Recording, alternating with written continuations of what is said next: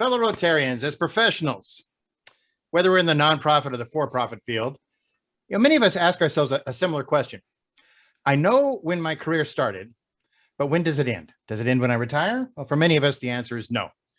Our Spotlight member of the month for October is a great example of a professional whose career definitely did not stop when she retired. And in fact, it flourished. Her name is Laurie Black, and Laurie is categorized as an achiever member of 0 to 5 years.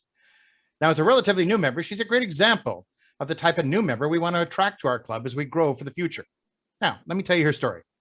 Laurie was born in Portland, Oregon. She's the oldest of 3 children with 2 brothers, David and Neil. Now, what kind of girl was she in high school? Well, she was that popular girl that we all knew. Let's see here if I can advance. There we go. She was the cheerleader. She was on the yearbook team. In fact, she was in a bunch of clubs. She loved clothes. She was a true clothes horse, always dressed to perfection. Here's her publicity shot from when she did that movie Flashdance. Yes, of course, she was voted the best dressed in her senior poll. Now, the interesting thing about Laurie is that she's also very artistic and a visual person, yet math was her best subject in school, showing a strong analytical side. Now, this is a very strong combination that we're going to see more of later. Laurie enrolled in the University of Washington to pursue a degree in fashion design. Her freshman year, she met her future husband, Husky football player and star, Stafford Mays. Now, they had a long-term romance as Stafford went on to play pro ball for 9 years, and Laurie finished college and pursued her career. Laurie wanted to design clothes, so she needed to work in retail to meet with customers and understand their needs. After graduating in June, she immediately went to work in Nordstrom on the sales floor. After 2 months, her boss left and she got promoted, which began a series of getting promoted at Nordstrom. She was sent to California to assist in opening stores there, and eventually came back to Seattle as a buyer. It's a great job. Then she became a merchandiser, and all the buyers reported to her. And finally, at the ripe old age of 23, can you believe it? She became the store manager for the Alderwood Mall Nordstroms and led them to their first $1 million day in sales. 1 year later, she became one of the youngest general merchandise managers for Nordstrom. Her peers were about 20 years older than her.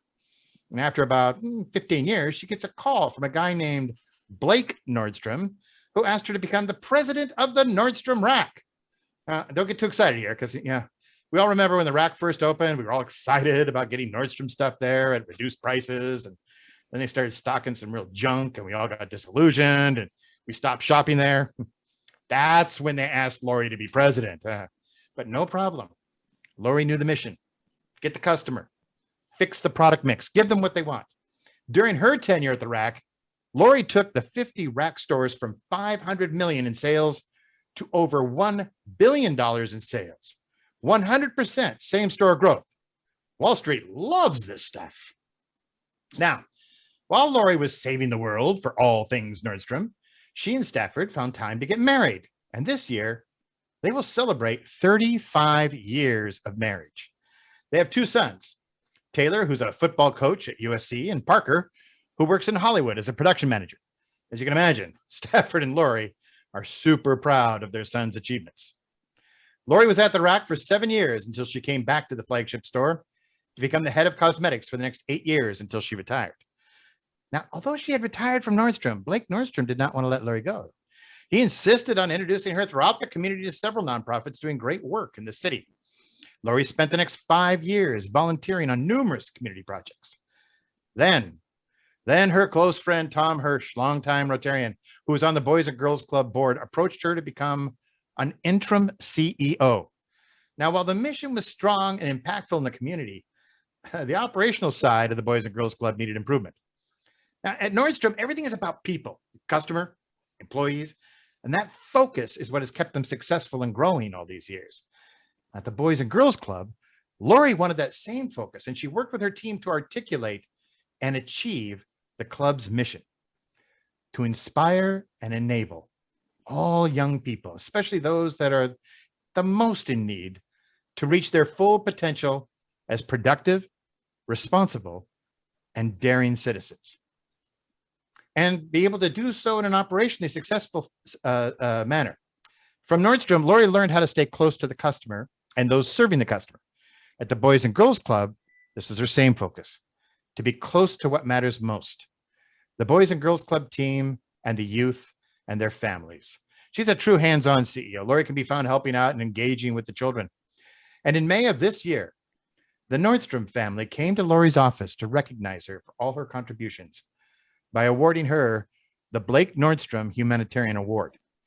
She's humbled and even somewhat embarrassed by the award, but in many, many people's eyes, very much deserving. About a year ago, our very own fellow Seattle 4 Rotarian Patrick Carter brought Laurie to our club and sponsored her for membership, and we thank her very much. Today, Laurie is a full-time hands-on CEO for the 34 Boys and Girls Clubs that continue to meet the needs of our youth and provide that safe place for all children to grow up. So in summary, for all of you pre-retired Rotarians out there, be prepared. Just because you retire doesn't mean your career is over. In fact, you may be getting ready to launch into the most rewarding time in your life. Just like our October Spotlight Member of the Month, Laurie Black, classification Human and Community Services. Please join me in congratulating Laurie, and I turn the mic over to her to say a couple of words. Laurie? Hi, everyone. Hi, am I on? Can you hear me? Yes. Yes. Okay, great. Hi, everyone. First of all, I just want to thank John. It's been a pleasure getting to know you. You are just truly great and fun to work with. But most of all, I need to thank Patrick Carter and Rotary for all you do for our Rotary Club youth and families and the community in Capitol Hill. My kids went to, both my kids who are now grown up, attended Rotary way back in the day. And that club was just so meaningful to our family, to both the kids, and my husband and I were both on the advisory board there. And we've known Patrick Carter for 20 plus years, and we're just so thankful for all Rotary does, not only for the community in large. I know how huge the Rotary Club is, but really for the for all you do for our club. It really makes a difference. That team there, we never closed during COVID. We stayed open and to serve families in need. And the club team there is just awesome. And I just want to thank you for all you do for our club. So thank you, and thank you, John.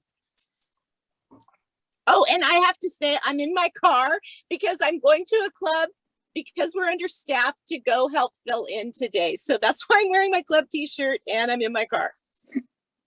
You know, Laurie, that reminds me of the Nordstrom way, whatever it takes, right? Right. You're in your mobile office, and we're proud of your remarkable work, your preparation, all the things that you've done to lead you up to be the successful CEO. And we're particularly proud of the remarkable work that you do with both the local club, our Rotary Boys and Girls Club, and also countywide.